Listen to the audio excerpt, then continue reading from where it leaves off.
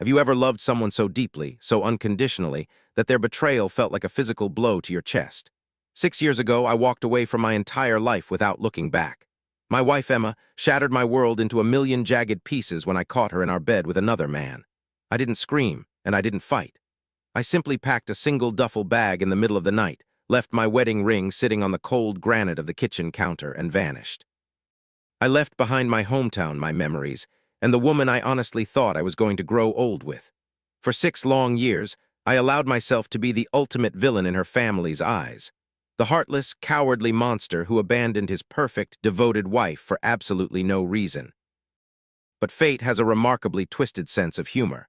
Because as I drove back into the city limits of my old hometown, I had absolutely no idea that the very woman who destroyed my family would soon become the only person who could save it. And to protect the one thing I loved most in this world, I would have to pretend to be hopelessly, happily married to my cheating ex-wife all over again.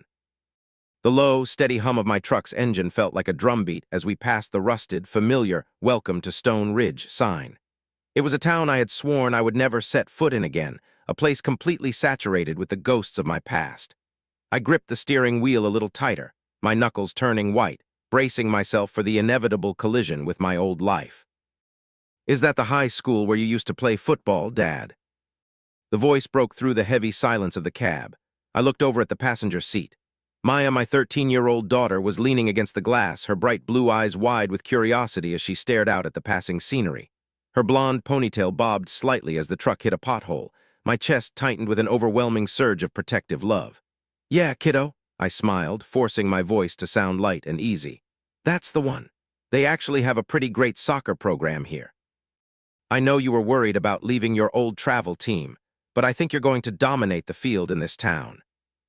Maya smiled, leaning back into her seat. She wasn't my biological daughter, but to me, she was my entire universe. Maya was the biological child of my older cousin, Brian. After I left Stone Ridge 6 years ago, broken and completely lost, I had driven out of state and ended up staying with Brian. He took me in, gave me a job, and helped me rebuild my confidence. But life is rarely fair. About 2 years ago, Brian was diagnosed with terminal cancer.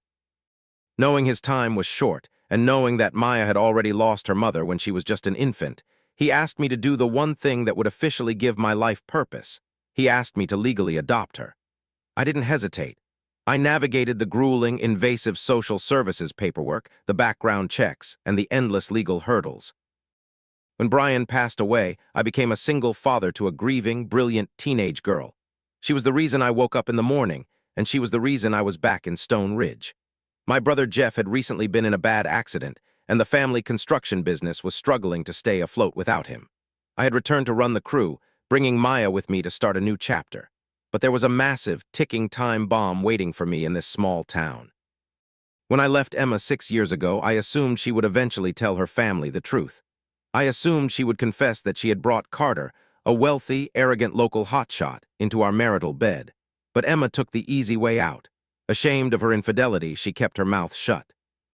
She let her mother, Brenda, and her younger sister, Kate, believe that I had simply snapped one night and abandoned her without a single word of explanation.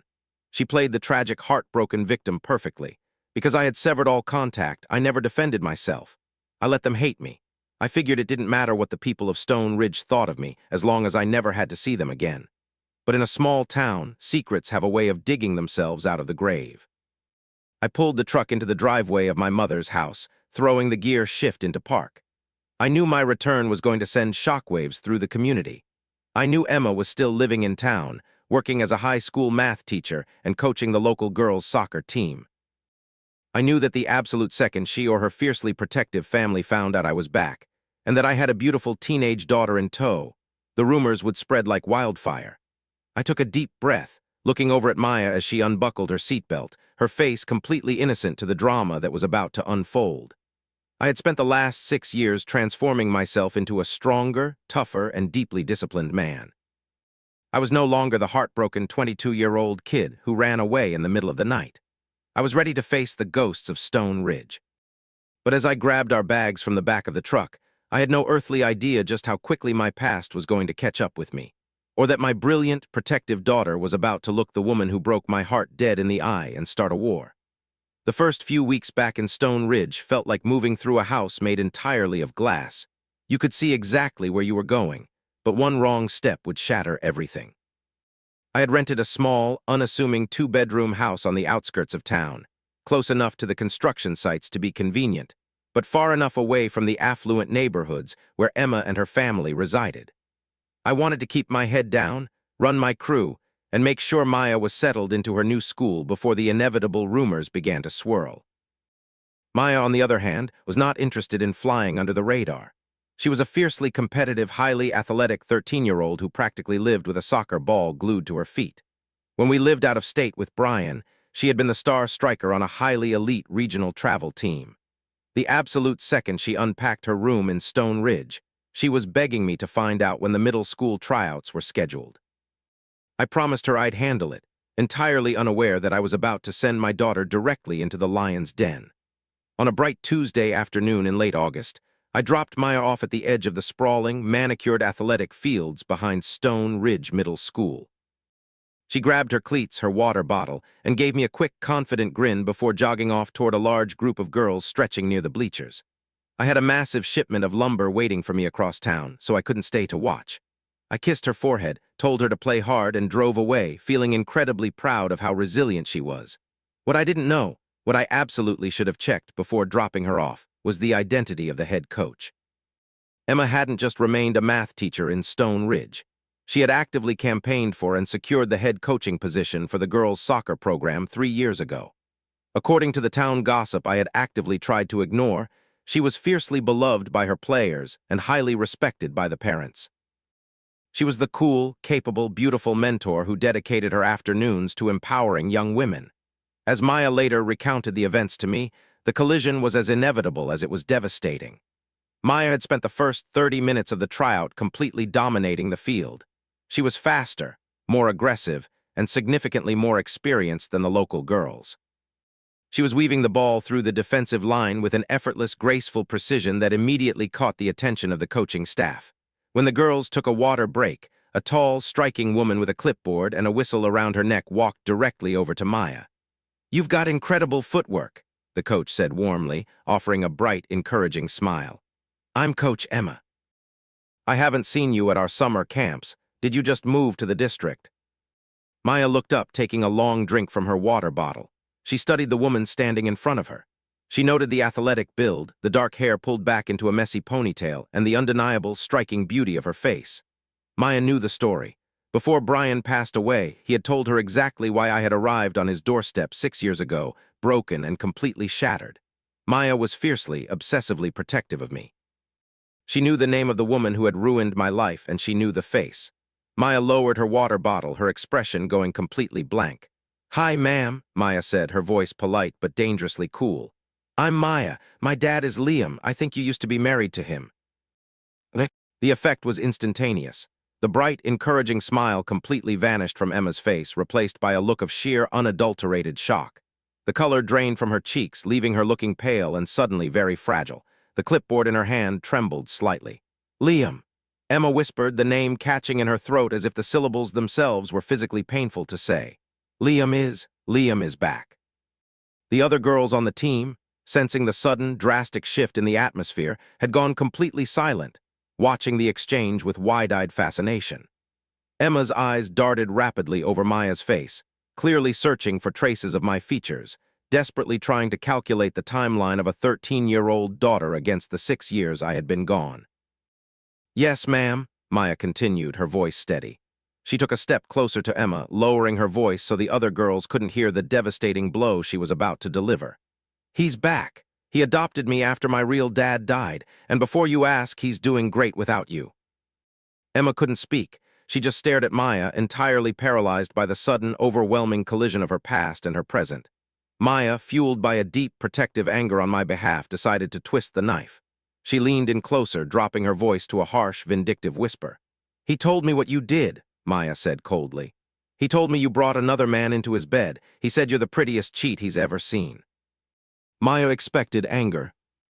She expected Emma to flush red, to yell at her for being disrespectful, or to immediately kick her off the field. She had braced herself for a furious, defensive confrontation. She wanted Emma to show her true colors so she could justify the deep hatred she felt for her. What Maya didn't expect was absolute, profound devastation.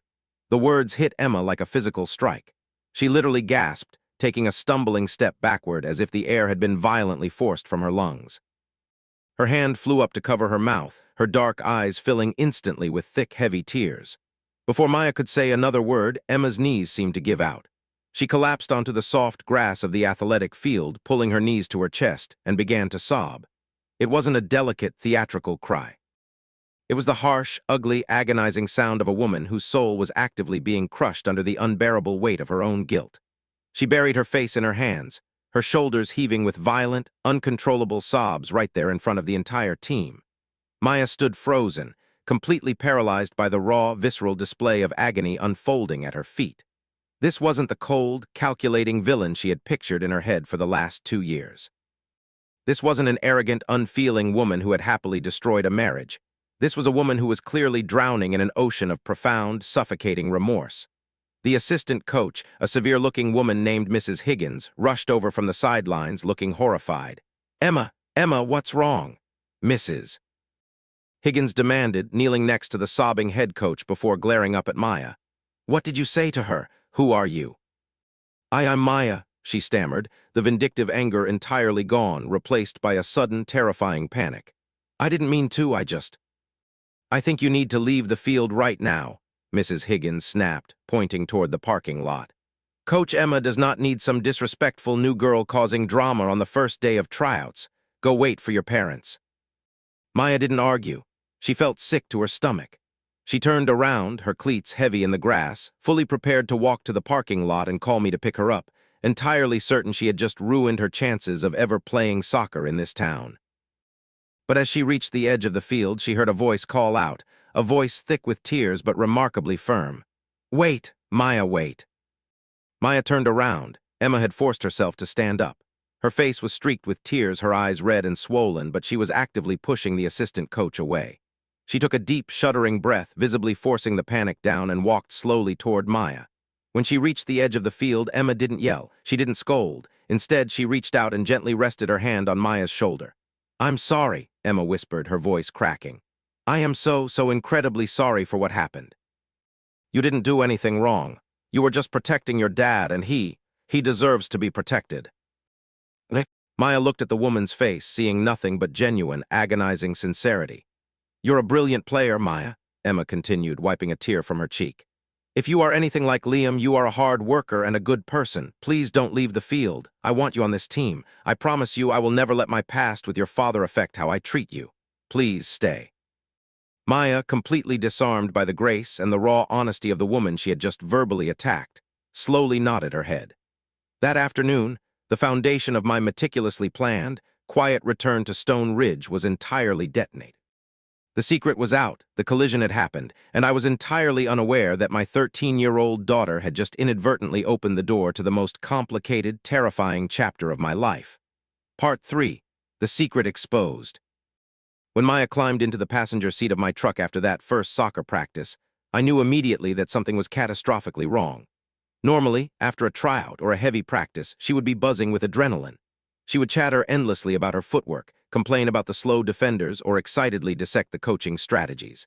But that afternoon, she slammed the heavy truck door shut, dropped her worn leather gym bag onto the floorboard, and stared silently out the window.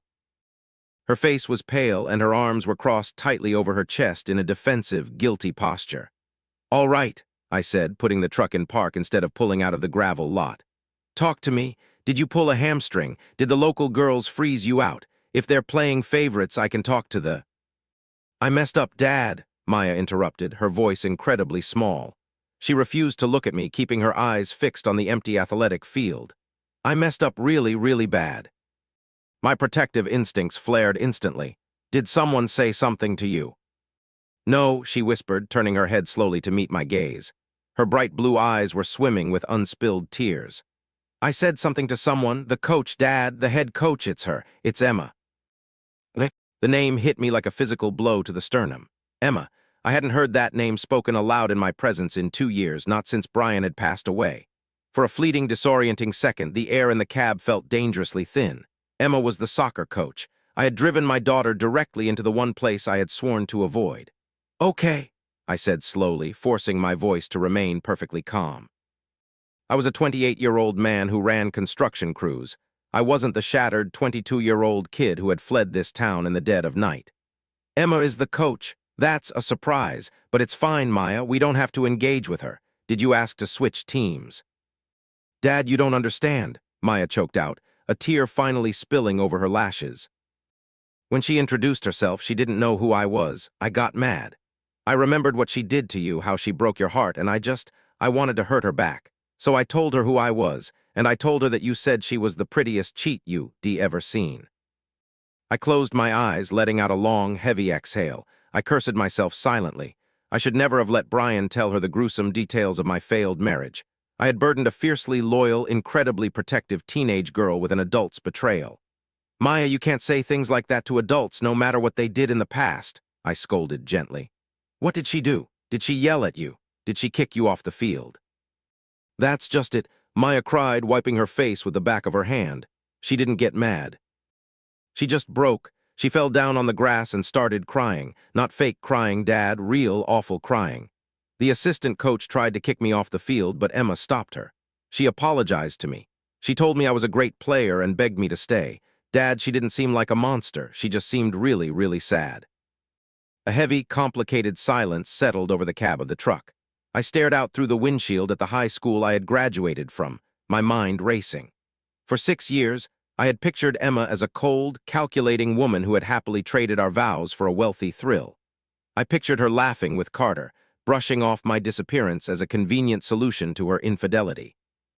The image of her collapsing in tears of remorse didn't fit the narrative I had built to survive the pain. "I'll handle it," I told Maya firmly, reaching over to squeeze her shoulder. "You didn't ruin anything. You were trying to protect me, and I love you for that. But this is my mess to clean up. Tomorrow, I'll go talk to her." The following afternoon, I made sure my crew was occupied laying the foundation on a new residential build before I drove my truck back to the middle school. I parked in the far corner of the lot and waited. I watched from a distance as the girls finished their sprints. I watched Maya laughing with 2 of the local girls, her anxiety from the previous day apparently smoothed over. And then I watched Emma. Seeing her in person after 6 years was a shock to the system. The rational part of my brain expected her to look exactly the same, frozen in time from the night I walked out. But the woman blowing the whistle and directing the players was different. She had matured. Her face had lost some of the soft, naive roundness of her early 20s, replaced by a striking, grounded elegance. She looked strong, authoritative, and utterly beautiful. When practice ended, Maya jogged over to my truck, threw her bag in the back, and gave me a knowing look. "She's putting the equipment away by the shed," she informed me quietly. "Wait here," I instructed. I walked across the freshly cut grass of the athletic field. The late August sun was beginning to dip below the tree line, casting long, golden shadows across the pitch. Emma had her back to me, bending over to gather a stack of bright orange training cones. "Emma," I said. My voice wasn't loud, but it carried clearly in the quiet air. She froze. The stack of plastic cones slipped from her grasp, tumbling onto the grass with a hollow clatter. She stood up slowly, her shoulders rising and falling with a sharp intake of breath, and turned around. When her dark eyes met mine, I saw the exact same devastating shock that Maya had described. Her lips parted slightly, but no sound came out. She looked at my face, tracing the changes, the broader shoulders, the thicker arms, the quiet, unshakable confidence that had replaced the eager, desperately in love boy she had married. "Liam," she finally whispered. Her voice was trembling. "My God, you're really here." "I am," I replied evenly, stopping a polite 5 feet away from her. "I'm sorry to ambush you at your workplace. I'll make this brief. I came here to apologize for my daughter." Emma shook her head frantically, taking a half step forward before catching herself. No, Liam, please, you don't have to apologize. Maya didn't do anything wrong. She was just defending her father." "She crossed a line," I insisted, my tone remaining strictly professional. "I've raised her to be respectful. I should never have allowed her to know the details of why our marriage ended. She weaponized it against you, and that was cruel. I want to assure you that I have spoken to her, and it will never happen again. If she's going to play on your team, she will treat you with absolute respect as her coach." Emma stared at me, a fresh wave of tears pooling in her eyes. "You're apologizing to me?" she asked, her voice cracking with sheer disbelief. Liam, after what I did to you, after how completely I destroyed us, you're standing here apologizing for a 13-year-old girl telling the absolute truth. The past is the past, I said defensively, uncomfortable with the raw emotion radiating from her. I had prepared for an argument. I hadn't prepared for absolute surrender. It's not the past for me, Emma sobbed, wrapping her arms around her waist as if she were trying to hold herself together. I have lived in a prison of my own making for 6 years, Liam. I was young and I was a damn fool. Carter meant nothing to me. It was a stupid, arrogant mistake, and the second I saw your wedding ring sitting on the kitchen counter, I knew I had ruined the only beautiful thing in my life. I hardened my jaw, looking away toward the tree line. I really didn't come here to rehash this, Emma. I have to say it, she pleaded, taking another step closer. Please, just let me say it. I am so incredibly sorry. I never tried to find you because I knew I didn't deserve to, and I was a coward, Liam. When you left, my mother and my sister were furious. They demanded to know why you abandoned me. I was so drowning in shame that I couldn't look them in the eye and tell them I was a cheater. I took the easy way out. I let them blame you. I let them think you were a monster. That admission finally sparked a flicker of genuine anger in my chest. You let Brenda and Kate think I just walked out on you for fun. I was a coward, Emma wept, burying her face in her hands. I am so sorry. You have always been a better person than me. You're a gentleman and I'm just a fraud. But I promise you, Liam, I am going to fix it. I am going to go to my parents' house tonight and I am going to tell them the truth. I will tell the whole damn town if I have to. You don't deserve the nasty comments or the school. You deserve to be here with your daughter in peace. I looked at her, truly looked at her. The anger that had sustained me for 6 years, the bitter, jagged resentment that had fueled my late-night gym sessions and my relentless work ethic, suddenly felt incredibly heavy and useless. She wasn't an enemy anymore. She was just a broken woman carrying a terrible burden of regret. Don't put it in the newspaper, I said quietly, the harsh edge leaving my voice. But you need to tell your family. Maya and I are going to be living in this town. We are going to be crossing paths with Brenda and Kate. I will not have my daughter subjected to their glaring looks because they think her father is a deadbeat. I will, Emma nodded frantically, wiping her cheeks. I swear it, Liam. I will clear your name tonight. Thank you, I nodded slowly. Then we have a truce for Maya's sake. For Maya's sake, Emma agreed, offering a small, fragile, heartbreaking smile. I turned and walked back to my truck, feeling the weight of the last 6 years begin to shift. The secret was officially exposed, and the air was finally cleared. But as I started the engine and drove away from the athletic field, I had no idea that clearing my name with Emma's family was about to trigger a chain reaction that would put my custody of Maya in absolute, terrifying jeopardy. The days following my confrontation with Emma were a blur of nervous tension. I had expected a clean break, a simple apology, and a distant, professional relationship for the sake of Maya's soccer season. Instead, I had inadvertently reignited a fire that I thought had been extinguished 6 years ago. When I picked Maya up from practice, I noticed the local parents watching me, not with the casual indifference of strangers, but with the sharp, inquisitive gaze of people who had been fed a very specific, very negative story about who I was. But the real threat wasn't the gossip at the grocery store. It was the man who had decided to make my life his personal crusade. It started on a Tuesday morning. I was out at a job site, supervising the foundation pour for a new construction project when my phone rang. It was an unrecognized number. I answered, expecting a client, but instead I was greeted by the harsh, abrasive voice of Rick Jefferson. Rick was the father of one of the girls on the soccer team, a man who had made his dislike of me very clear from the moment I arrived in town. He was also a man who possessed a small, vindictive amount of power in the local school district. Masterson, Rick barked into the phone. I don't know who the hell you think you are, waltzing back into Stone Ridge with that girl in tow, but you're finished. I've been making some calls. You think you can just show up and claim a teenage girl as your daughter without anyone checking the paperwork? I've heard rumors that you lied on the adoption filings. I've heard you claim to be a married man when you were actually a runaway deadbeat. My stomach dropped, but I forced my voice to stay cold and level. That's none of your business, Rick. Maya is my daughter. We have legal documentation. You're bordering on harassment. Harassment? He laughed, a cruel, mocking sound. Wait until the county authorities get a hold of the discrepancies. I have a friend in the county clerk's office where you used to live. They're already preparing to launch a full-scale investigation into the adoption. They don't look too kindly on single men who adopt teenage girls under false pretenses. You're going to lose her, Masterson, and honestly, you deserve it." The call ended with a sharp click. I stood there, amidst the roar of the cement truck and the shouts of my crew, feeling a genuine, ice-cold terror. He was right about the paperwork. When I had adopted Maya, the legal system had been incredibly hesitant. Single men, especially those adopting teenage girls, are subject to an intense, intrusive level of scrutiny. I had been terrified that if I didn't present a stable, married, two-parent household, they would deny the adoption. I had acted out of desperation, using a legal status that was technically still active, since Emma and I had never filed for divorce, to guarantee Maya a home. If they launched a full investigation, if they dug into the fact that I wasn't living with my wife, if they found out that our marriage was effectively dead and that Emma had no idea I was even raising a child, they would see it as fraud. They would treat me as a predator, not a grieving cousin who had stepped up to honor a promise. They would take Maya away. I left the job site immediately, my mind racing. I couldn't run. If I fled with Maya, I would be a fugitive, and I would be handing the state the easiest argument they could ever have for why I was an unfit parent. I needed a solution. I needed a miracle. I drove straight to the middle school.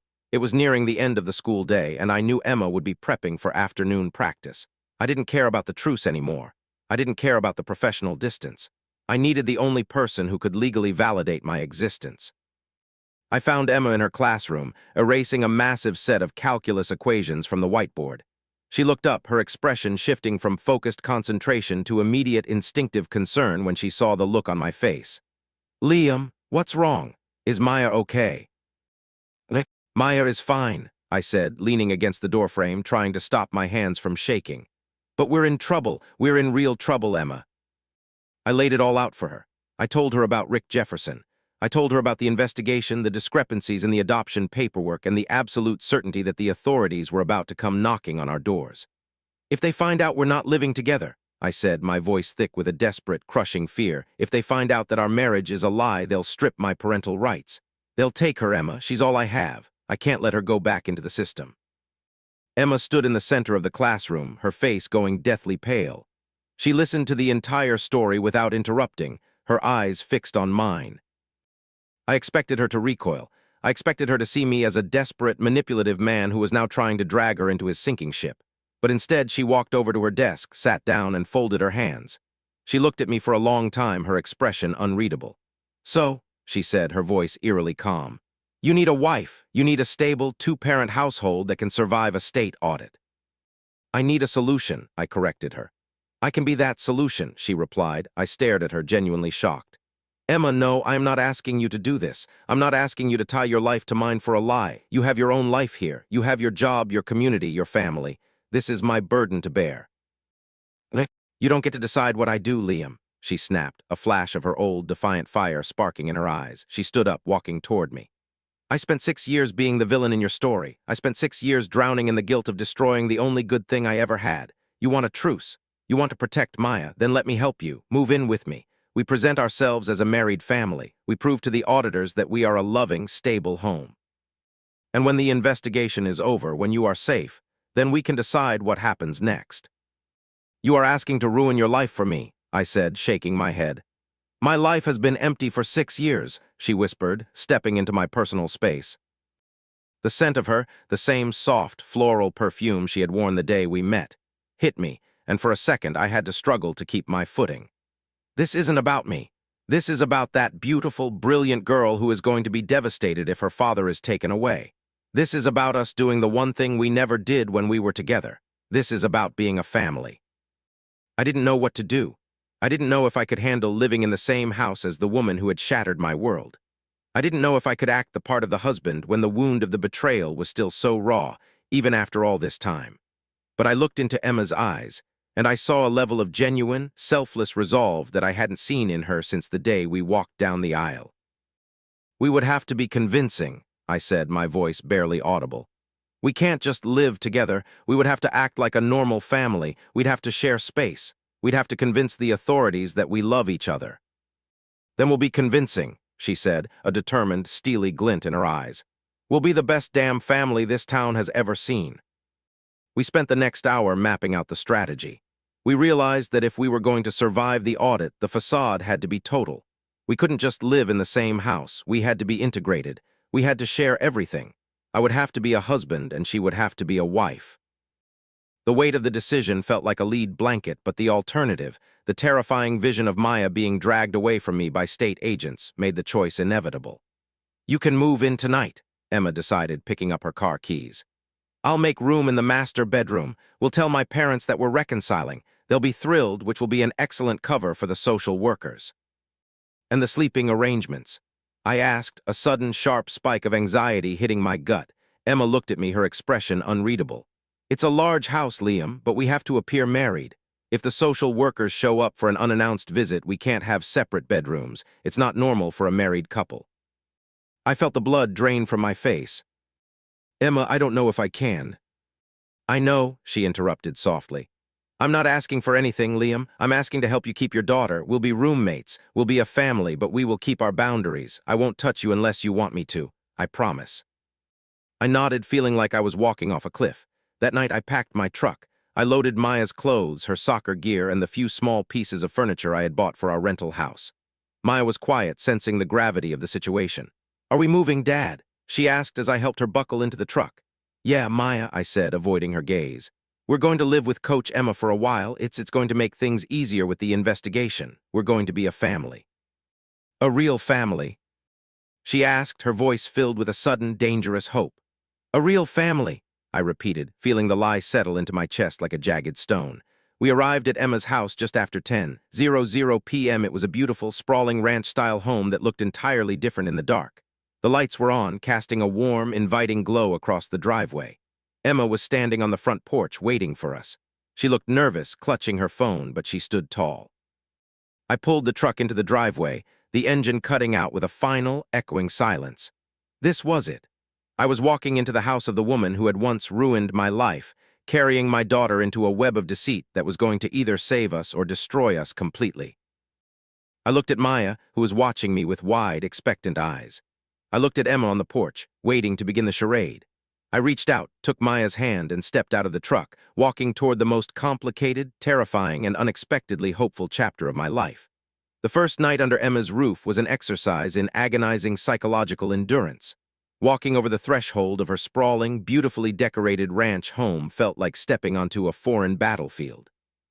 The air smelled faintly of vanilla and cedar, a scent that instantly, violently transported me back to the life we had shared 6 years ago.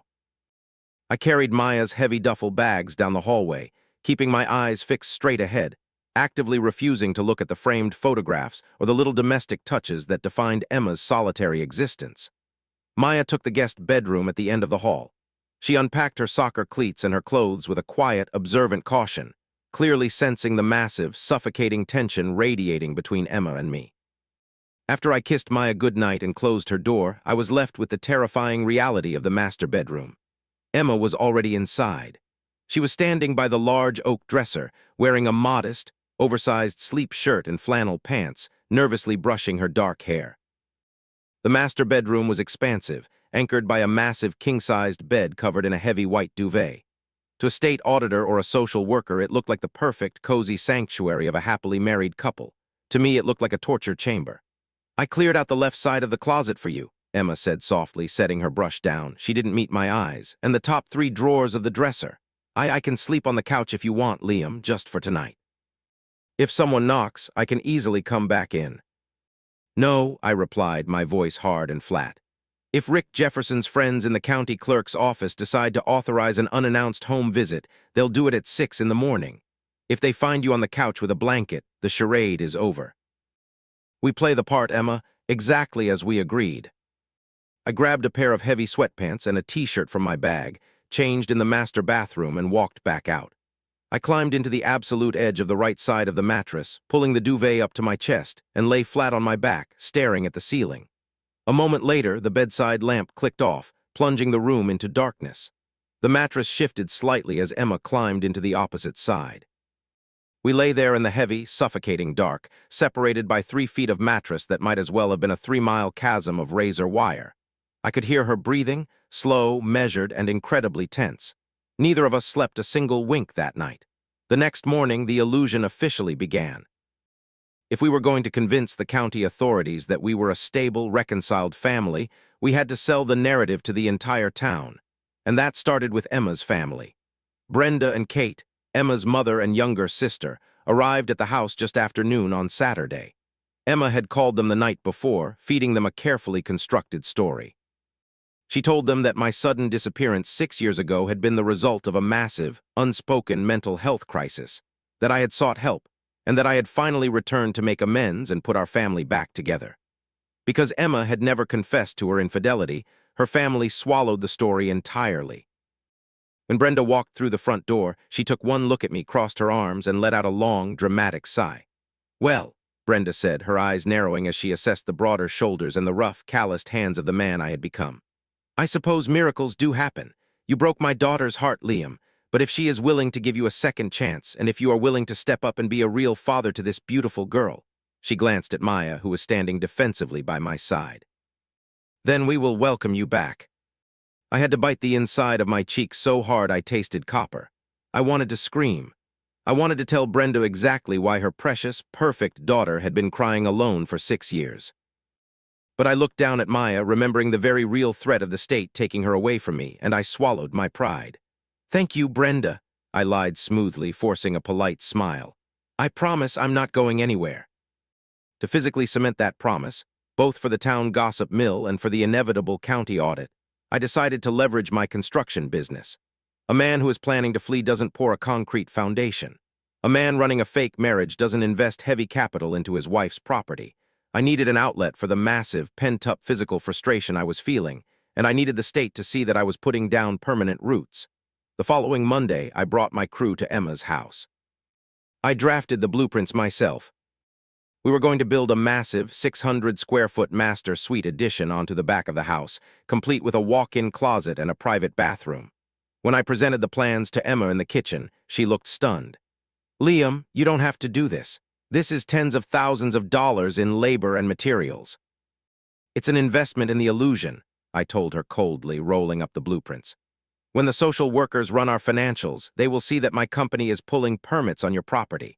They will see that we are integrating our assets. Furthermore, when the addition is finished, Maya can have this side of the house, and we will have a bedroom large enough that I don't have to hear you breathing at night."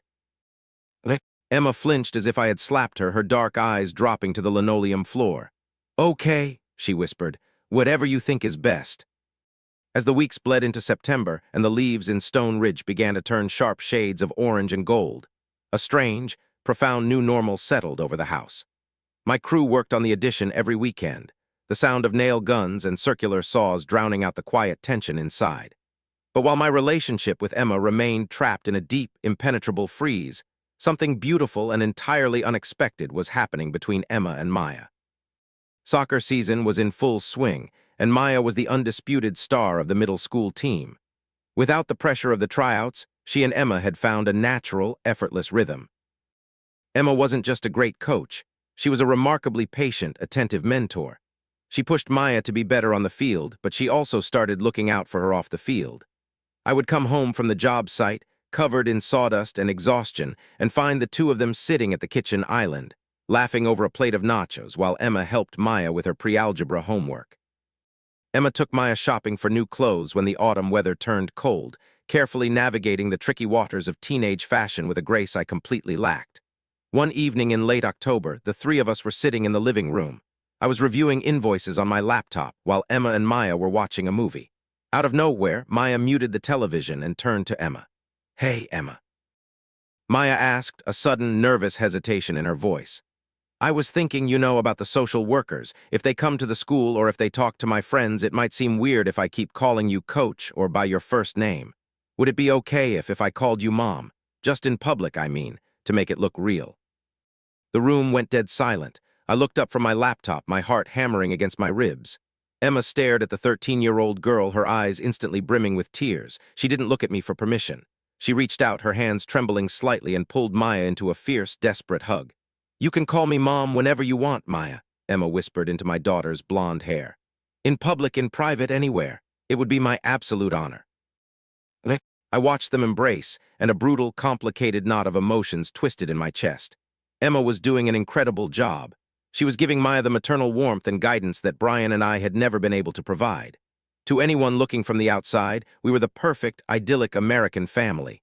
But behind closed doors, I remained a fortress. Emma tried, desperately and constantly, to bridge the gap between us. She learned how I took my coffee and had a mug waiting for me every morning. She cooked my favorite meals, washed my work clothes, and tried to engage me in conversation about my day. She was playing the role of the devoted, loving wife to absolute perfection, silently begging for a sliver of forgiveness. I refused to give it to her. I responded to her kindness with corporate, robotic politeness. "Thank you for the coffee. The dinner is fine. Work was productive." I was punishing her, and there were late nights, lying on the extreme edge of that king-sized bed, where I actively hated myself for the cruelty of my own indifference. I could feel her heartbreak radiating across the sheets, but the larger, louder part of my soul was terrified. I knew that if I let the ice melt, if I allowed myself to remember the woman I had fallen in love with, I would drown all over again. I had to keep the wall up to survive. I had to maintain the charade to keep my daughter safe. The fake marriage was working perfectly, insulating us from the threat of the state.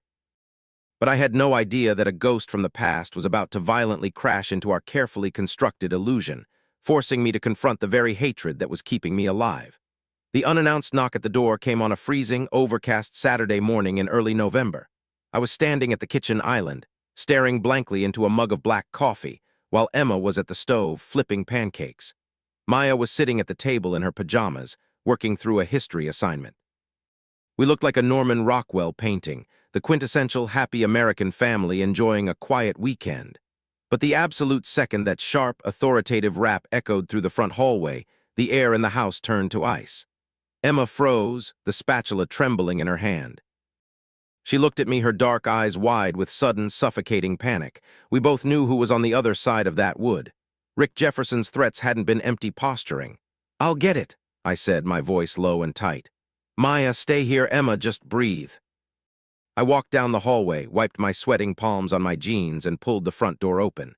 Standing on the porch was a stern-looking woman in her late 50s, wearing a heavy wool peacoat and holding a thick leather binder. She held up a laminated badge. "Mr. Liam Masterson," she asked, her tone entirely devoid of warmth. "I am Ms. Albright with the County Department of Child and Family Services. We received a formal discrepancy report regarding the marital status claimed on your recent adoption filings for Maya. I am here to conduct a mandatory, unannounced home evaluation." "Of course," I lied smoothly, stepping back and opening the door wider. "Please come in, it's freezing out there. My wife is just finishing up breakfast in the kitchen." The word wife felt heavy on my tongue, but I delivered it with absolute, unwavering conviction. Ms. Albright stepped inside, her sharp eyes immediately darting around the living room, taking in the framed photos, the cozy furniture, and the general lived-in warmth of the space. I led her into the kitchen. Emma turned around from the stove, perfectly masking her terror with a bright, welcoming smile. "Oh, hello," Emma said warmly, wiping her hands on a dish towel. "I'm Emma, Liam's wife. Can I get you a cup of coffee?" "No, thank you, Mrs. Masterson," Albright replied, setting her binder down on the kitchen island. "I won't take up too much of your time. I simply need to verify the living arrangements, ask you both a few questions, and speak privately with your daughter." For the next hour, our house was subjected to a grueling, meticulous psychological audit. Ms. Albright inspected the bedrooms, paying special attention to the master suite. She opened the closets, noting my heavy work boots sitting right next to Emma's heels and my shirts hanging beside her dresses. She checked the bathroom, seeing 2 toothbrushes in the holder. The illusion was flawless because we had committed to it entirely. Then she sat Emma and me down on the living room sofa.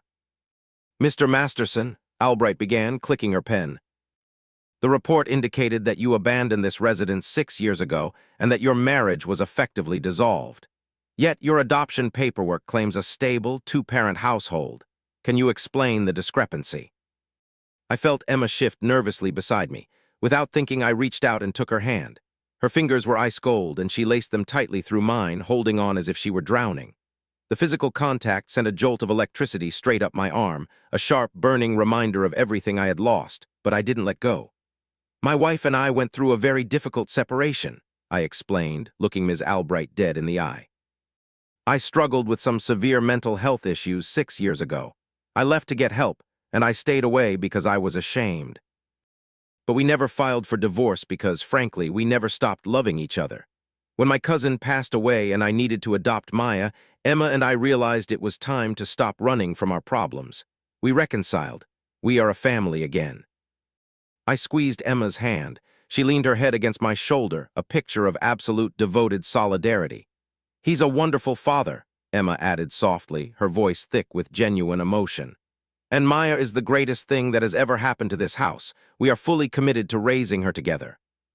Ms. Albright studied us for a long, agonizing moment, searching for the cracks in our story. Finding none, she asked to speak with Maya in the kitchen alone. Emma and I sat on the couch in agonizing silence for 15 minutes. I could hear the low murmur of their voices, but I couldn't make out the words. If Maya slipped up, if she mentioned the coldness of the bed or the fact that I was building an addition so I could have my own space, it was over. Finally, Ms. Albright emerged from the kitchen, a rare, soft smile playing on her lips. Maya trailed behind her, looking completely unbothered. "Well," Ms. Albright said, picking up her binder, "I must say you have an incredibly bright, well-adjusted daughter. She spoke very highly of both of you. It is clear to me that despite the unconventional timeline of your reconciliation, this is a loving, stable, and highly supportive environment. I will be closing the discrepancy report first thing Monday morning. The adoption stands." The relief that washed over me was so profound my knees nearly buckled. I shook the woman's hand, walked her to the front door, and watched her drive away. When I closed the heavy wooden door and turned around, Emma was standing in the hallway, leaning against the wall with her eyes closed, tears of sheer relief streaming down her face. Maya rushed forward and hugged me tight. "I told her you guys were the best," Maya beamed. "I told her that Mom makes the best pancakes and that you guys love each other so much." "You did perfect, kid," I breathed, kissing the top of her head. With the threat of the state officially neutralized, the suffocating pressure should have vanished. But as Maya went back to her room to finish her homework, Emma and I were left standing alone in the hallway. The charade was no longer legally required. The invisible wall that had temporarily dropped during the interview slammed right back into place. "So," Emma whispered, her voice trembling as she wiped her cheeks, "the investigation is closed. You're safe. Are you going to pack your truck?" I looked at the woman who had just lied to a federal agent to save my child. I thought about the 600-square-foot addition my crew was currently framing in the backyard. I thought about how completely integrated Maya was into this house, and how happy she was calling Emma Mom. "No," I said, my voice gruff. "The addition isn't finished, and Maya needs stability. We stay until the end of the school year, then we'll figure it out." Emma nodded quickly, trying to hide the desperate flash of hope in her eyes. Okay, Liam, thank you." We settled back into our bizarre, platonic domesticity. But the universe, it seemed, was not done testing the limits of my endurance. 2 weeks later, just days before Thanksgiving, the ghosts of Stone Ridge decided to pull me entirely back into the dark. I had just pulled my truck into the driveway after a long day at the job site. Maya and Emma were inside, the warm glow of the kitchen lights spilling out onto the frost-covered lawn. As I stepped out of the truck, a sleek, expensive black sedan pulled up to the curb. A blonde woman in a heavy cashmere coat stepped out. I didn't recognize her at first, but as she walked under the glow of the street lamp, my stomach plummeted. It was Bate Harding, Carter's wife, the wife of the man who had slept with Emma 6 years ago. "Liam," she said, her voice hollow and exhausted. She stopped at the edge of the driveway, clutching her purse. "Bate," I replied, my entire body going rigid. "You've got a lot of nerve showing up here." "I know," she said, wrapping her coat tighter against the biting wind. "I wouldn't be here if I didn't have to be. It's Carter. He has an aggressive stage 4 brain tumor. He's in hospice care, Liam. He's dying. He only has a few weeks left, and he asked to see you." I stared at her, entirely stunned. "He wants to see me. Why? To gloat, to clear his conscience." "I don't know," Bate admitted, looking miserable. "He just said he needs to speak to you before he goes. Please, Liam. He's a dying man." "I'll think about it," I growled, turning my back on her and marching up the front steps. I walked into the house, my blood boiling with a sudden, resurrected fury. Emma was in the kitchen, chopping vegetables. She took one look at my face and immediately dropped the knife. "What happened?" she asked, her voice tight with panic. "Liam, you look like you've seen a ghost." "Worse," I spat, throwing my keys onto the counter. "Bate Harding was just in our driveway. Carter is dying of a brain tumor. He wants me to visit him in hospice." The color completely vanished from Emma's face. She grabbed the edge of the granite counter to steady herself, her eyes wide with terror. No, she gasped. Liam, no, please don't go, don't let him do this. He just wants to rub your nose in it. He wants to hurt you again before he dies.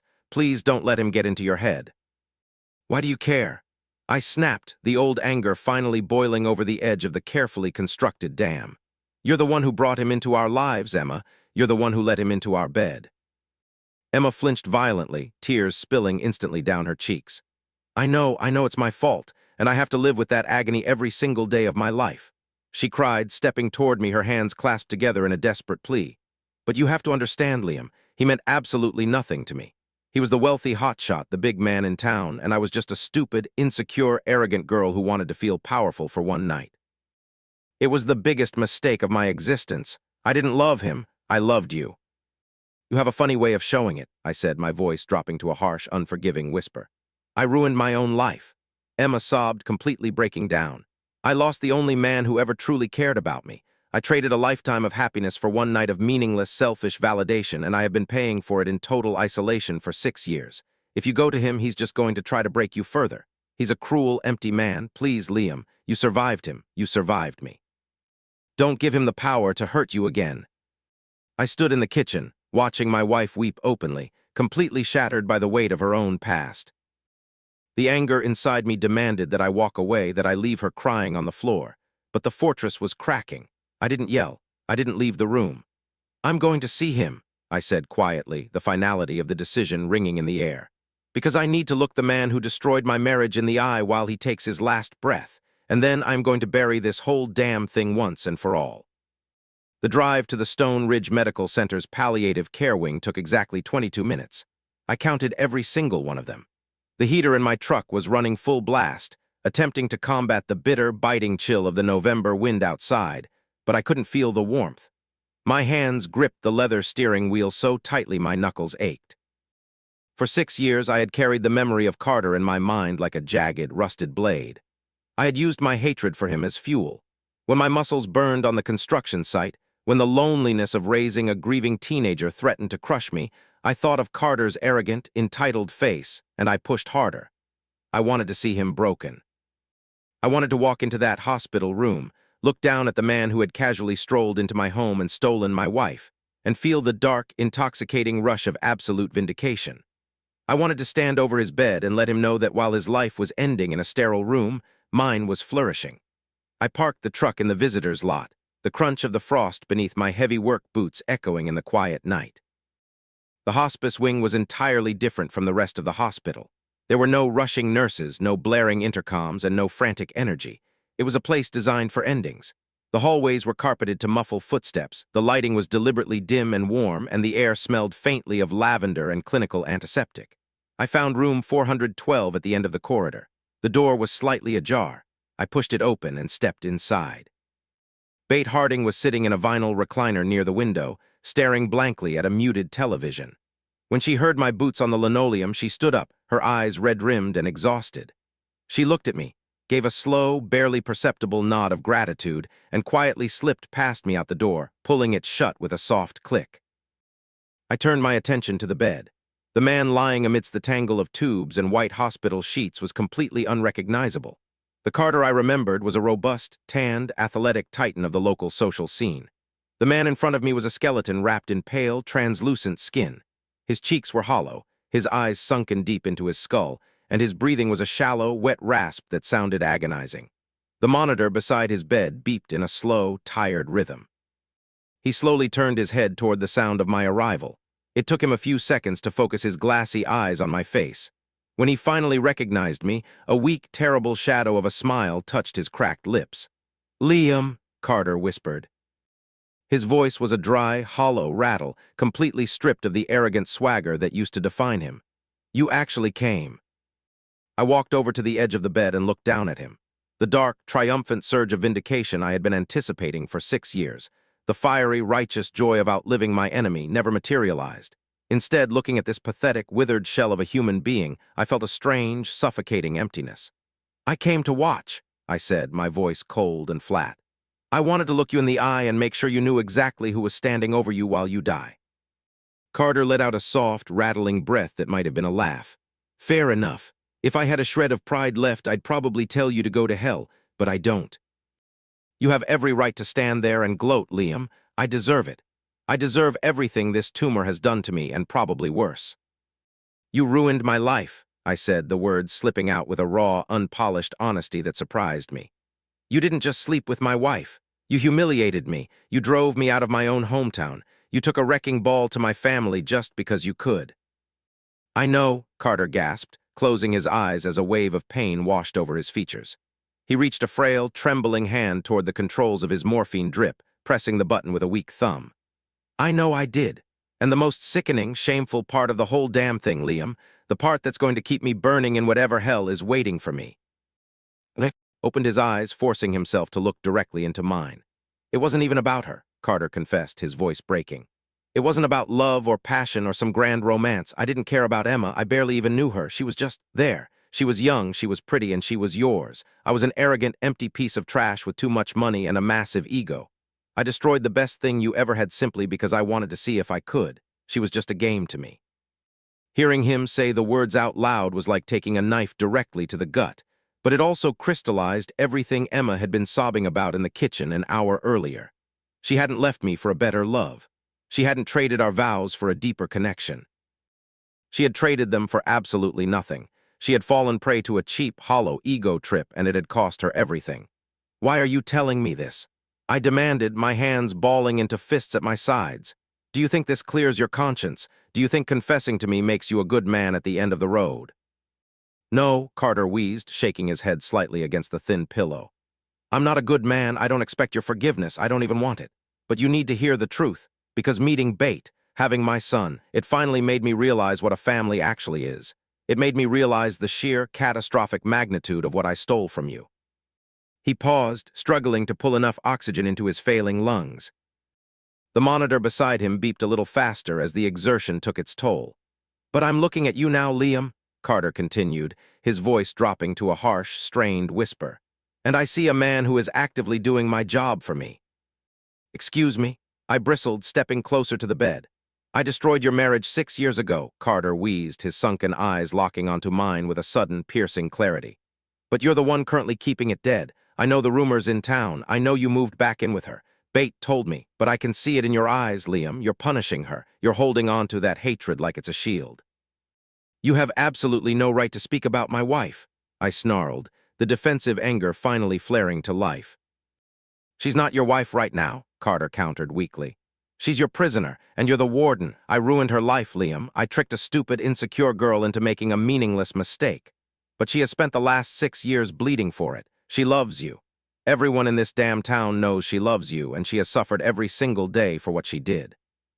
He reached out, his frail, skeletal fingers grabbing the sleeve of my heavy canvas jacket. His grip was remarkably weak, but the weight of his words felt like iron. I am a dying man, Liam, Carter choked out, tears of physical and emotional agony leaking from the corners of his eyes. In a few days, I will be buried in the ground. I'm dead, but you are choosing to be dead while you're still breathing. You're keeping yourself in a prison. How can you find the strength to stand here and listen to a miserable bastard like me, but you can't find the courage to forgive the woman who actually loves you? I stared at him, the silence in the hospice room rushing back in to fill the space his words had hollowed out. I wanted to argue. I wanted to throw my pain back in his face and list every single agonizing night I had spent staring at the ceiling in Brian's spare bedroom out of state, wondering why I wasn't enough for the woman I loved. I wanted to justify the massive, impenetrable fortress of ice I had built around my heart. But as I looked down at Carter, at the physical manifestation of the anger that had driven me for half a decade, the fortress completely crumbled. Holding on to the revenge hadn't brought me peace. Punishing Emma with my cold, robotic indifference in our fake marriage wasn't making me feel powerful. It was making me feel incredibly, profoundly lonely. I had won the war. I had survived the betrayal. I had built a successful company, adopted a brilliant daughter, and forced the universe to bend to my will. Yet I was denying myself the one thing I actually wanted, my family. I didn't yell at him. I didn't offer him absolution. I just looked at the dying man in the bed, gently pulled my sleeve out of his weak grasp, and took a step back. Goodbye, Carter, I said quietly. I turned and walked out of the room, leaving him to the quiet hum of his machines. I walked past Bate in the hallway, offering her a silent, respectful nod, and pushed through the heavy double doors into the freezing November night. As I walked across the frost-covered parking lot to my truck, the bitter cold hit my face, but for the first time in 6 years, it didn't numb me. It woke me up. I felt a massive, suffocating weight lift entirely off my chest, evaporating into the dark sky. The ghosts of Stone Ridge had finally been laid to rest. I climbed into the cab of my truck, jammed the key into the ignition, and put it in drive. I didn't care about the county auditors, the town gossip, or the pride I had been wearing like a suit of armor. I just wanted to go home. The drive back to Emma's house from the palliative care wing was entirely different from the drive there. The physical distance was exactly the same, 22 minutes of winding, frost-covered suburban roads, but the psychological landscape had been completely terraformed. On the way to the hospital, the cab of my truck had been filled with a suffocating, toxic pressure. I had been a man gripping the steering wheel like a weapon, actively seeking a battlefield. On the way back, the cab was just a truck. The heater pushed warm air over my frozen hands. The radio played a low, indistinct melody, and the rhythmic sweep of the windshield wipers clearing a light, freezing drizzle felt almost hypnotic. I looked at my reflection in the rearview mirror whenever I passed beneath the amber glow of a street lamp. I expected to see a man who was lost or confused, but instead I saw a man who looked profoundly, surprisingly rested. Carter's words echoed in the quiet space of the cab, but they no longer felt like a taunt. They felt like a key turning the heavy, rusted lock of a prison cell I hadn't realized I was living in. "You're the warden. You are choosing to be dead while you're still breathing." He had been absolutely, devastatingly right. For 6 years, I had worn my victimhood like a badge of honor. I had used Emma's betrayal to justify an existence completely devoid of vulnerability. I had built a successful construction firm, I had adopted a brilliant daughter, and I had amassed a savings account that most men would envy. But none of those things were a substitute for genuine human connection. I had survived, yes, but surviving is not living. When I finally pulled into the driveway, the house was dark except for a single, warm light burning in the kitchen. I cut the engine, sat in the silence for a moment, and then stepped out into the freezing air. I walked up the front steps, unlocked the heavy oak door, and stepped inside, towing off my work boots in the entryway. Emma was sitting at the kitchen island. She was wearing my old, faded college sweatshirt, her knees pulled up to her chest, clutching a ceramic mug of tea that had clearly gone cold hours ago. When she heard my footsteps, her head snapped up. Her face was a canvas of absolute terror.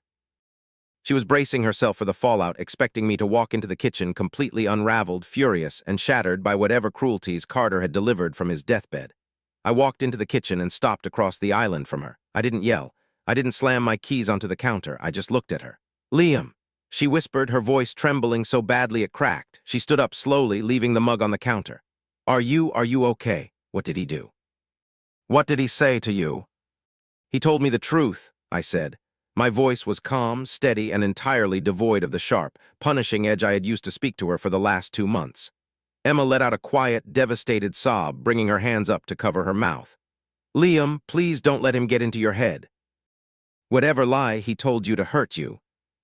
"He didn't lie, Emma," I interrupted softly. I walked around the edge of the kitchen island, closing the physical distance between us until I was standing only a few feet away. She instinctively shrank back, expecting my anger, but I didn't raise my voice. "He told me that he was an arrogant, empty man who destroyed our marriage simply because he could," I explained, holding her terrified gaze. "He told me that it wasn't about love or passion or you. It was just a game to him. And he told me that you have spent the last 6 years bleeding for a mistake that you have never forgiven yourself for." Emma's breath hitched. She stared at me, the tears spilling over her lashes and tracing wet, shining paths down her pale cheeks. She didn't know how to process the lack of anger in my voice. "But more importantly," I continued, feeling the last, stubborn remnants of my pride crumbling away into nothing, "he told me that I have been punishing you, and he was right. I moved into this house to protect Maya, but I used our proximity to make you suffer. I wanted you to feel the coldness. I wanted you to see what you threw away and know you couldn't have it." "I deserve it," Emma wept, her shoulders shaking. "I deserve the coldness, Liam. I broke our family." "No," I said, reaching out. It was the first time I had initiated physical contact with her behind closed doors since the night I left. I gently wrapped my hands around her trembling shoulders. She gasped at the touch, her entire body rigid with shock, but she didn't pull away. "No one deserves to live in a prison forever, Emma," I told her quietly. "Not him, not you, and certainly not me. The war is over. Carter is dying, and the man who ran away from this town 6 years ago is already dead. I am so tired of being angry." Emma looked up at me, her dark eyes searching my face frantically, looking for a trick, a trap, or a hidden layer of cruelty. When she found absolutely nothing but exhaustion and a desperate desire for peace, she let out a broken, breathless sound. She didn't launch herself into my arms, and she didn't try to kiss me. She simply leaned her forehead against my chest, gripping the fabric of my jacket, and wept until she had absolutely no tears left to shed. I stood there in the quiet kitchen, holding my wife for the first time in over 2,000 days, and felt the ice officially begin to break. The thaw. Forgiveness is not a light switch. You cannot simply flip a breaker and instantly illuminate a room that has been plunged in absolute darkness for 6 years. But forgiveness is a sunrise. It is a slow, gradual warming of the horizon that eventually, undeniably, chases the shadows away. The shift in the atmosphere of the house the following morning was palpable. When I walked into the kitchen, Emma was making breakfast, exactly as she had every morning since the charade began. But when I thanked her for the coffee, I didn't use my rigid corporate tone. I looked her in the eye, smiled, and asked her how she had slept. It was a microscopic change, but to Emma it was seismic. Over the next few weeks, the invisible wall that had divided our home slowly began to dissolve. I stopped retreating to my laptop the absolute second dinner was finished. Instead, I stayed at the table. I engaged in the conversations. When Maya dramatically recounted the politics of middle school soccer, I didn't just listen. I caught Emma's eye across the table, and we shared quiet, knowing smiles. When the weekends rolled around, and my construction crew arrived to continue working on the massive Master Suite addition in the backyard, I found myself actively finding excuses to stay inside the main house. I no longer needed the addition as an escape hatch. The king-sized bed in the master bedroom was no longer a battlefield. We still kept to our respective sides, respecting the fragile, unspoken boundaries of our physical relationship, but the paralyzing tension was gone. If she accidentally brushed her cold foot against my calf in the middle of the night, I didn't flinch away. I just pulled the duvet up higher and went back to sleep. Thanksgiving came and went, transforming seamlessly into the chaotic, frantic energy of December. Maya was thriving. The threat of the county audit had completely faded into the background of our lives, replaced by the mundane, wonderful realities of homework, soccer tournaments, and impending holiday breaks. Maya had fully, unequivocally accepted Emma as her mother, and watching them together was a masterclass in healing. It was mid-December when the final, definitive epiphany struck me. I had just gotten home from a long, freezing day at the job site. The sun had already set, and the neighborhood was glowing with Christmas lights. I unlocked the front door and stepped into the entryway, shaking the snow from my boots. The house smelled incredible, a rich, overwhelming blend of cinnamon, baking sugar, and pine. I walked quietly down the hallway and stopped at the threshold of the living room. Emma and Maya hadn't heard me come in. They had pushed the coffee table against the wall and dragged a massive, 8-foot artificial Christmas tree into the center of the room. A holiday playlist was playing softly from a Bluetooth speaker. Maya was standing on a step stool, hopelessly tangled in a long strand of multicolored LED lights, laughing hysterically as she tried to free her arm. Emma was standing next to her, holding a box of ornaments. She was laughing so hard she had to lean against the wall for support. There was a smudge of white baking flour across her cheek. Her hair was a messy, chaotic bun, and she was wearing the same faded college sweatshirt I had seen her crying in just a few weeks prior. But she wasn't crying now. She was radiant. She was completely, unapologetically alive. I stood in the doorway, completely unnoticed, and watched them. My heart began to pound a heavy, rhythmic beat against my ribs. I looked at the house we had built together. I looked at the brilliant, happy teenager who finally had the maternal warmth she had been robbed of as an infant. And I looked at Emma. I didn't see a cheater. I didn't see the ghost of a broken marriage, and I didn't see an obligation I was tolerating to survive a state audit. I saw my wife. I realized with a sudden, breathtaking clarity that the charade wasn't a charade anymore. The lie we had constructed to fool the county's social workers had somehow, miraculously, become the absolute truth. I didn't want to be her roommate.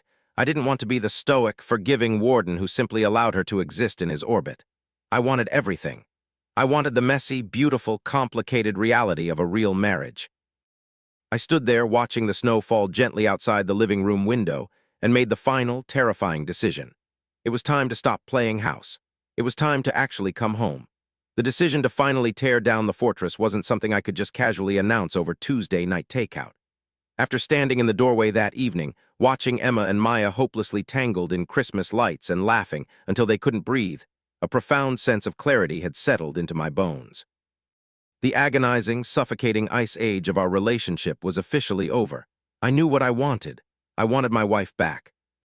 But I also knew that after 6 years of punishing her, after dragging her through the emotional wringer of a fake reconciliation and treating her like a corporate liability, I owed her more than just a quiet conversation in the hallway. I needed to claim her. I needed to make it absolute, undeniable, and completely real. I decided to wait for the party.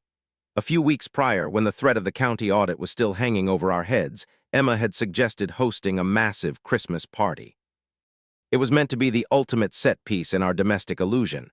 We had invited her entire family, my construction crew, the parents from the soccer team, and half of Maya's middle school friends. It was designed to prove to the neighborhood, and to any lingering state informants, that Liam and Emma Masterson were the deeply integrated, wildly happy cornerstone of Stone Ridge. The party was scheduled for a Saturday night, just 2 days after my crew had officially finished the massive Master Suite addition in the backyard. The new bedroom was spectacular: vaulted ceilings, a gorgeous en-suite bathroom, and a massive king-sized bed that had just been delivered the afternoon before. It was a space built for a real married couple, untainted by the ghosts of the old house. On the evening of the party, I was running late. A pipe had burst at one of my commercial job sites across town, and I had been forced to spend 3 hours wrestling with the main water valve in the freezing mud.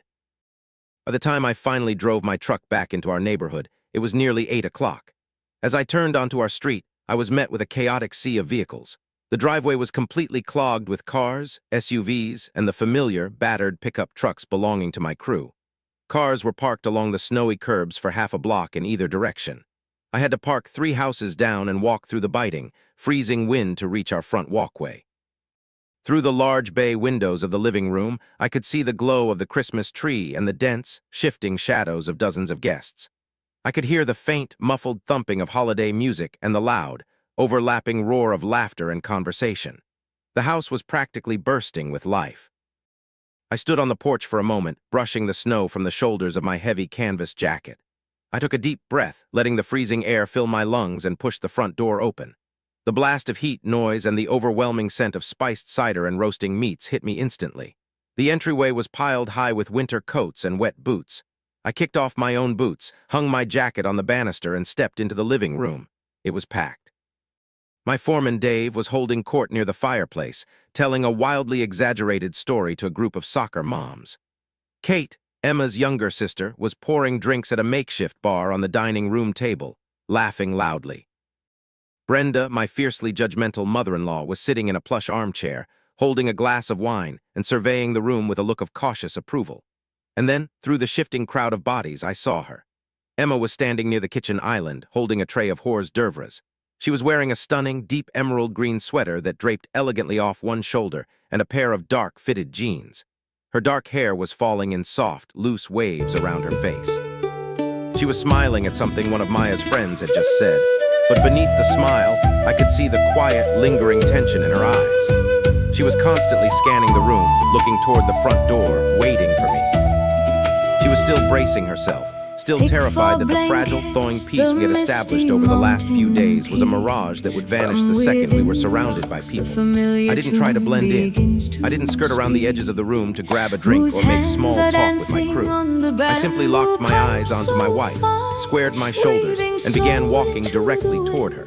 My expression must have been terrifyingly intense.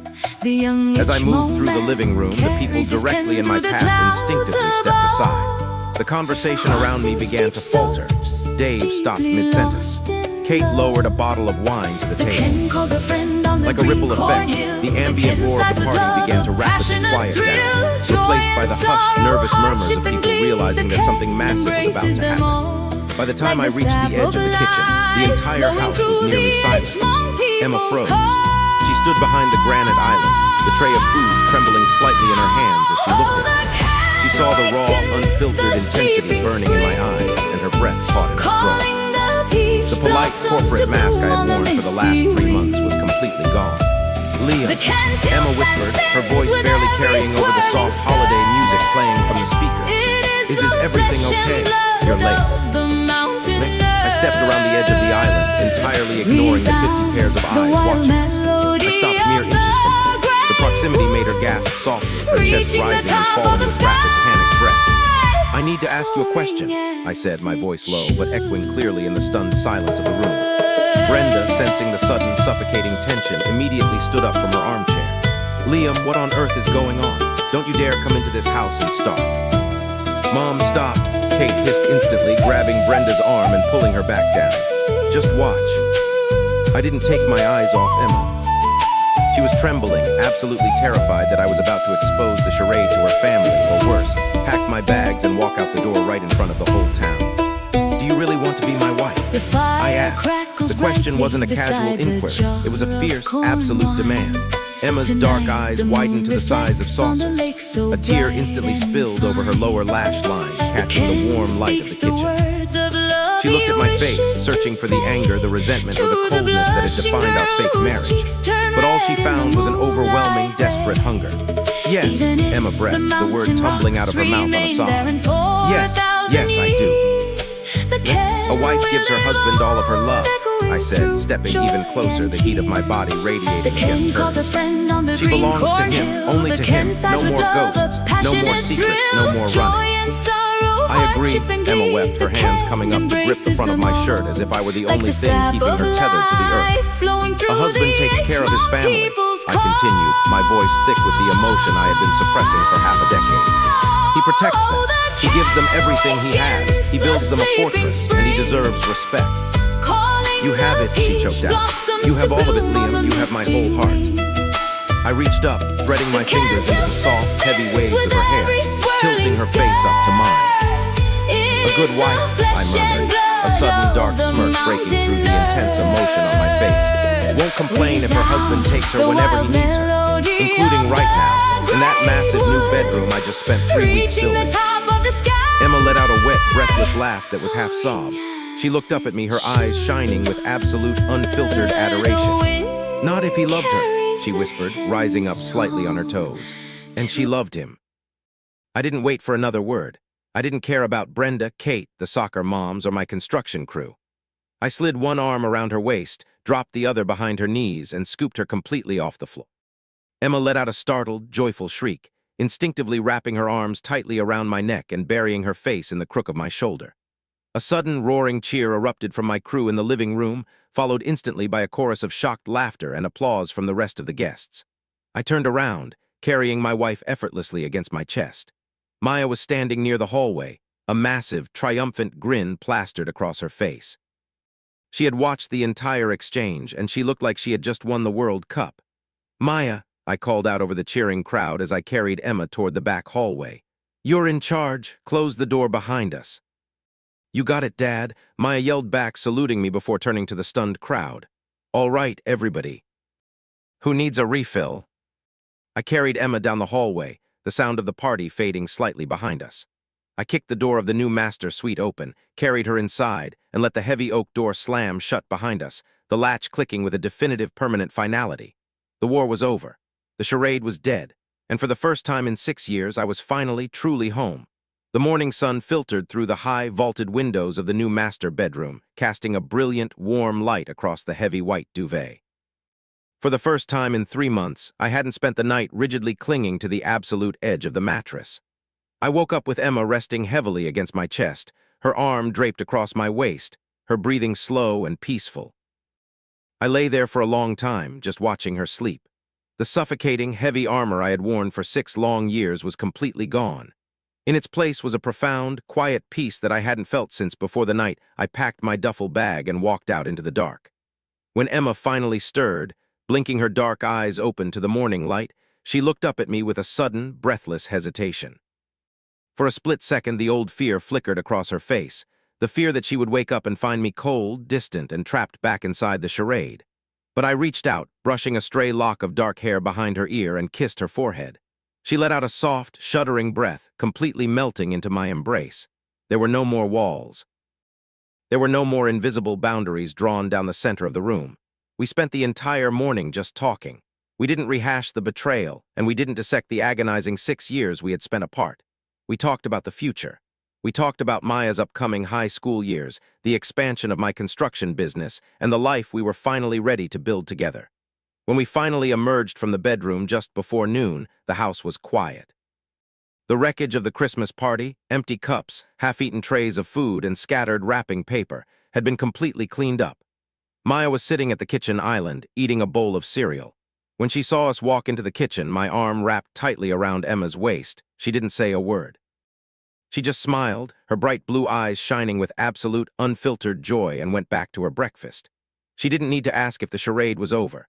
She knew her family was finally real.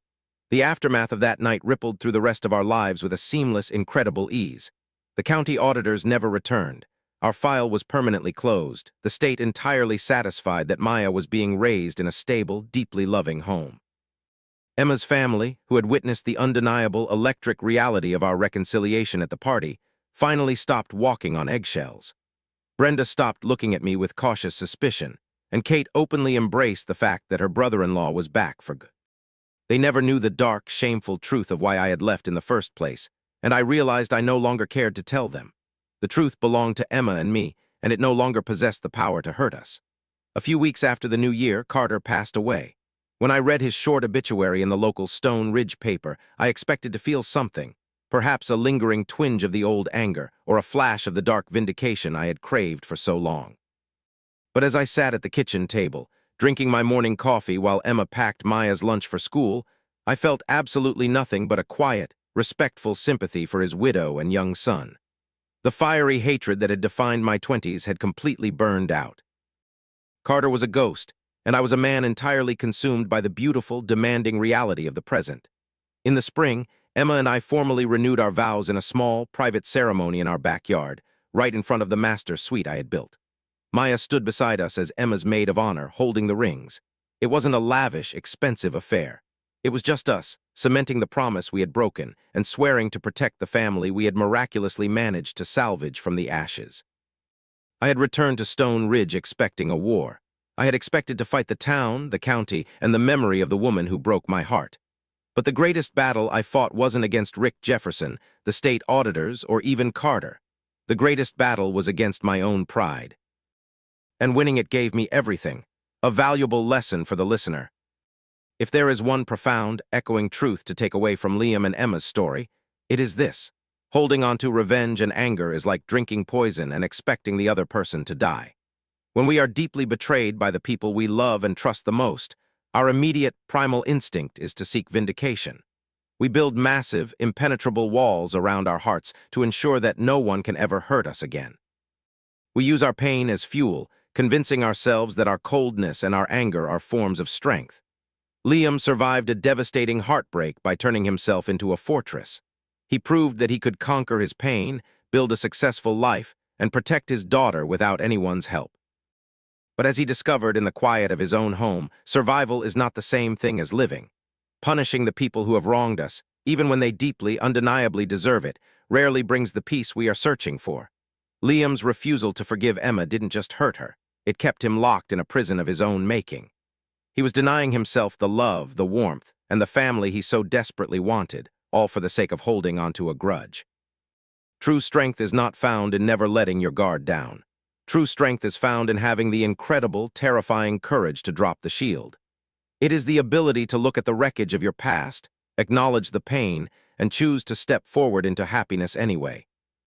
Forgiveness does not mean forgetting, and it does not mean accepting continued disrespect. But when someone has truly changed, when they have spent years agonizing over their mistakes and actively trying to repair the damage, holding on to the punishment serves absolutely no one. Don't let the ghosts of your past dictate the joy of your future.